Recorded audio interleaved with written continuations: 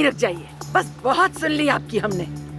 अब बस करें और मेरी तरफ देखें। अगर आपने ज़मरुद के बारे में कोई भी ऐसी वैसी बात की तो मैं हाँ, इसी ब्रश से आपको यहाँ लिटाकर रगड़ रगड़ के आपकी बुराई निकाल दूंगी, समझ गई? और आपको अंदर बाहर से ऐसा साफ रखूंगी कि याद रखेंगी आप, क्योंकि अब मैं आपसे तंग आ चुकी हूँ। अदनान साहब हमें यहाँ लाए थे तो वही निकाल सकते हैं हमें। आई बड़ी मुझे और मेरे खानदान को निकालने वाली। अगर आपने हमें निकालने की कोशिश की तो अदनान साहब तो मुंह मोड़ लेंगे अपना आपसे। इस बुढ़ापे में कहाँ जाएंगी आप? हाँ, लेकिन अगर आप फिर भी हिम्मत करना चाहती हैं तो करके देख लीजिए कि क्या होता है आपके साथ। मैं तुम लोगों को छोड़ूंगी नहीं।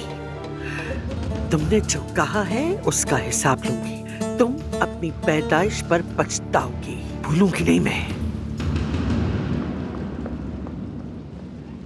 अरे कितना अच्छा हो गया। अब आइंदा तो ये बुढ़िया कभी भी हिम्मत नहीं करेगी मुझसे और मेरे खानदान से पंगा लेने की। चलो लड़की, तुम तो अपना काम जारी रखो। चलो ना। अरे 1 मिनट रुको।